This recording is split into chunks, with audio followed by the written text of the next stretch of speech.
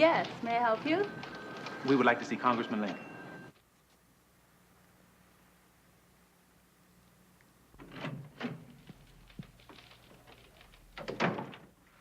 Excuse me, Congressman Lincoln.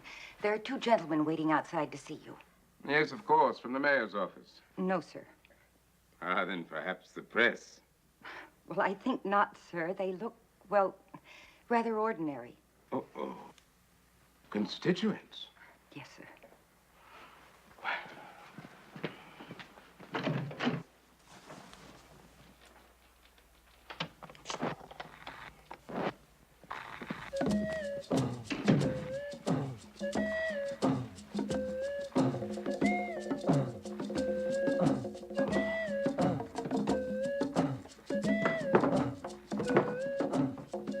Show them in.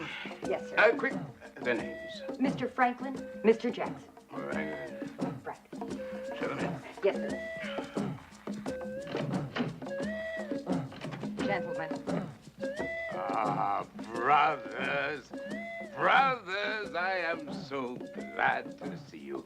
Mr. Jackson, how do you do? And Mr. Franklin, I'm delighted to see you. I'm Jackson. He's Franklin.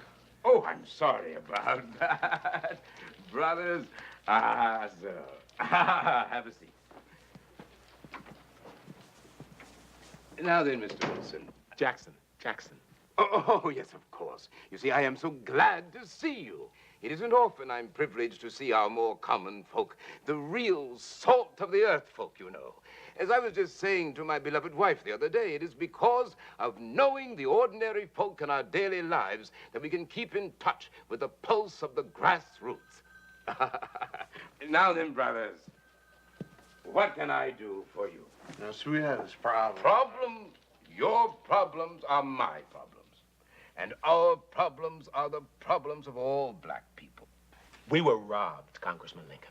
No. Yes, at gunpoint. Gunpoint. What a shame. Shame. It wasn't brothers, was it? They were wearing masks, but we are sure they were black. Oh, my people. My people.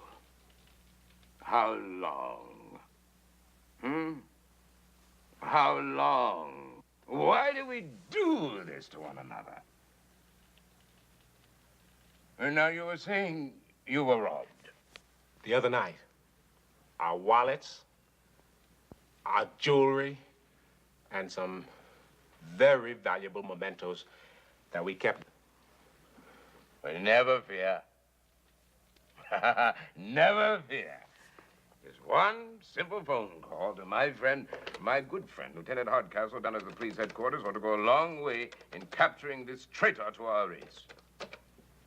Now then, where did you say this robbery took place? Madam Zenobia.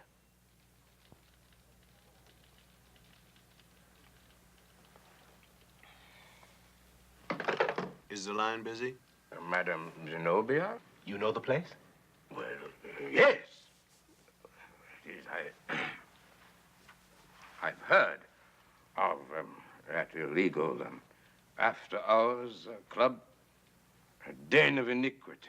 Yeah, there's a lot of hip people go by there, and people from all different sides of the track. Irresponsible ingrates, brothers. You would be well advised not to venture down that dark path. Well, just last week, I was saying to my beloved wife that I would not be caught dead in such a place. Hi, Jasmine. How you doing today, sugar? Oh, I'm sorry. I didn't realize you were at a conference.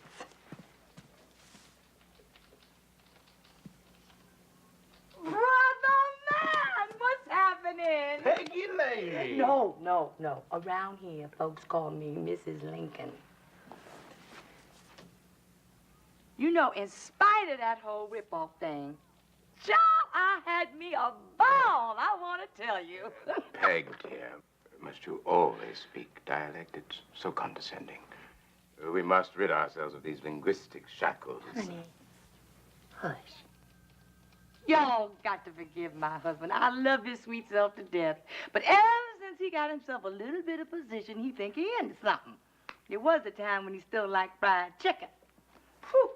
I get so tired of going to them corny dances. Corny dinners we keep getting invited to. You know, the one where you be the token one and everybody standing around looking at you like you something in the zoo. Well, I got tired. And about 6 months ago, I got old Super Black over here to take me to where my folks is.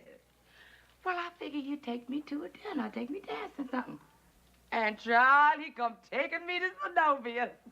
He knew all the bouncers, all the waitresses by their first name, and come to find out, he a charter member. Damn, it blew my mind. This nigga's something else, honey. Well, you see, I discovered that a great number of my constituents... Oh, honey, now, that ain't nothing for you to be ashamed of. Them politicians you be hanging out with in Washington be getting into their pleasures a whole lot worse ways than that, honey. Right, brother? How can one work for the good of one's people if one's wife continually airs in public one's dirty laundry?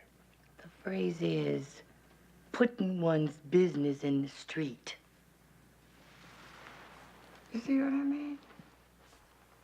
So what brings y'all around here visiting? Well, we trying to get some help to track down them stick-up fellas because we lost some very valuable property the other night.